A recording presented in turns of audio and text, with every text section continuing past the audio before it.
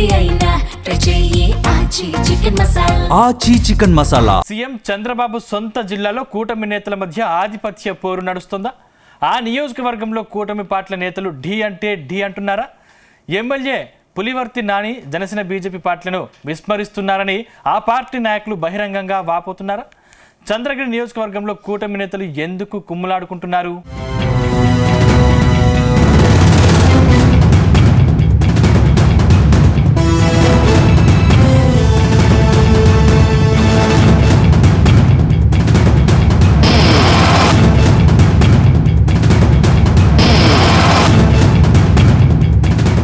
తిరుపతి జిల్లా చంద్రగిరి నియోజకవర్గంలో కూటమి పార్టీల మధ్య అంతర్గత విభేదాలు బయటపడుతున్నాయి.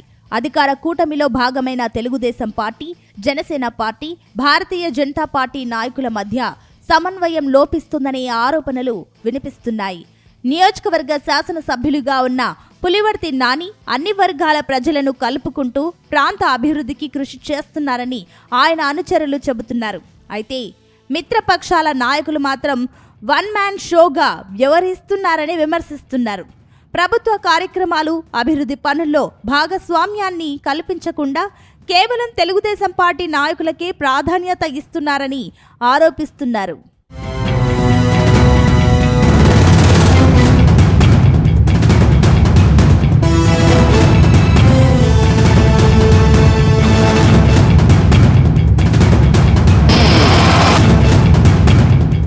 ఇక సీఎం చంద్రబాబు కూటమిలో మిత్రపక్షాలకు ప్రాధాన్యత ఇస్తున్నారని పార్టీ వర్గాలు చెబుతున్నాయి. ముఖ్యంగా జనసేన అధినేత పవన్ కళ్యాణ్ కు ఉప ముఖ్యమంత్రి పదవితో పాటు మరిన్ని మంత్రిత్వ బాధ్యతలను అప్పగించడంతో పాటు రాష్ట్ర వ్యాప్తంగా నామినేటెడ్ పోస్టుల్లో జనసేన, బీజేపీ నాయకులకు అవకాశాలు కల్పించినట్లు చెబుతున్నారు. ఇక నియోజకవర్గాల స్థాయిలో కూడా స్థానిక ఎమ్మెల్యేలు, ఎంపీలు కూటమి పార్టీలను కలుపుకొని ప్రజలకు అందుబాటులో ఉండాలని ముఖ్యమంత్రి, ఉప ముఖ్యమంత్రి సూచించినట్లు సమాచారం. అయితే చంద్రగిరిలో మాత్రం ఆ మార్గదర్శకాలు అమల్లోకి రాలేదని మిత్రపక్షాలు అంటున్నాయి. ప్రభుత్వ కార్యక్రమాలకు జనసేన, బీజేపీ నాయకులను ఆహ్వానించడం లేదు. కానీ ఆ తర్వాత విడుదల చేసే ప్రెస్ నోట్లలో మాత్రం కూటమి నాయకులు పాల్గొన్నారని చెబుతున్నారట. అయితే కార్యక్రమాలకు పిలవకపోయినా పర్వాలేదు, కానీ పాల్గొన్నట్లు చూపించడం సరికాదని ఆవేదన వ్యక్తం చేస్తున్నారు.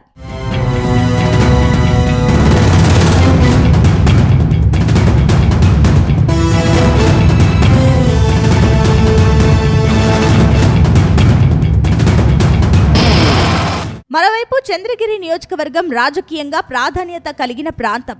గతంలో పలువురు ఉద్దండ నాయకులు ప్రాతినిధ్యం వహించిన ఈ నియోజకవర్గంలో తెలుగుదేశం, వైసీపీ తర్వాత జనసేనకు యువతలో గణనీయమైన మద్దతు ఉందని రాజకీయ వర్గాలు చెబుతున్నాయి.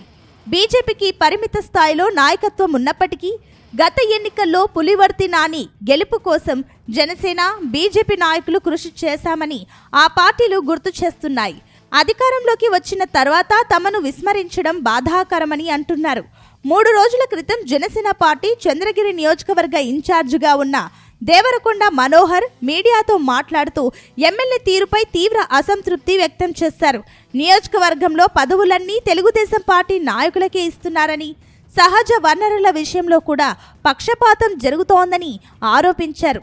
ఎమ్మెల్యే నాని తీరును పార్టీ అధినేత పవన్ కళ్యాణ్ దృష్టికి తీసుకువెళ్తామని స్పష్టం చేశారు.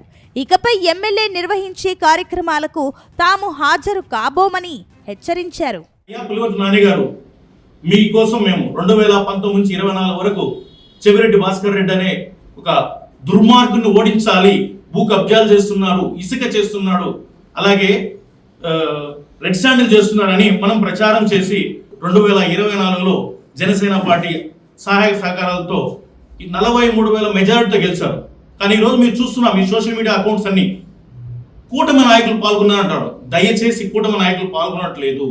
మేము ఎప్పుడు కానీ మాకు ప్రభుత్వ కార్యక్రమాలకు హాజరవ్వాలని మాకు ఎటువంటి ఇన్ఫర్మేషన్ లేదు, కాబట్టి మేము కూడా రావడం లేదు. కానీ మీరు మాత్రం సోషల్ మీడియా అకౌంట్స్ అన్నిటి చూస్తున్నా మీరు కూటమి నాయకులు పాల్గొన్నారు. మీరు తప్పు.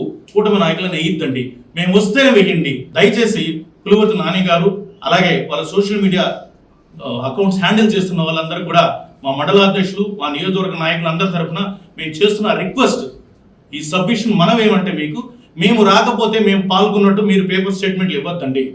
మేము కష్టపడ్డాం, చెవిరెడ్డిని ఎదుర్కొన్నాం బలంగా. 2019 నుంచి 24 వరకు చంద్రగిరి నియోజకవర్గంలో పవన్ కళ్యాణ్ గారు జనసేన పార్టీ అతని కోసం దేవర మనోహర్ కష్టపడ్డాం, ఓడిచ్చేసాం.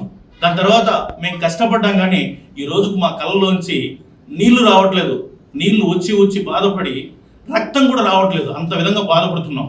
ఎందుకంటే మాకు సరైన న్యాయం జరగట్లేదు, మా కార్యకర్తలకు దేంట్లో కానీ ప్రాధాన్యత లేదు, కాబట్టి మేము పాల్గొనట్లేదు. దయచేసి మీరు ఇది ఒకటి సరి చేసుకుంటారని మీడియా ముఖంగా చెప్తున్నాం. మొత్తం మీద ఈ పరిణామాలు కూటమి ఐక్యతపై ప్రశ్నలు లేవనెత్తుతున్నాయి. స్థానిక స్థాయిలో పెరుగుతున్న విభేదాలు భవిష్యత్తులో రాజకీయ ప్రభావం చూపుతాయా, లేక సమన్వయంతో పరిష్కారం దిశగా అడుగులు పడతాయా అన్నది చూడాల్సి ఉంది.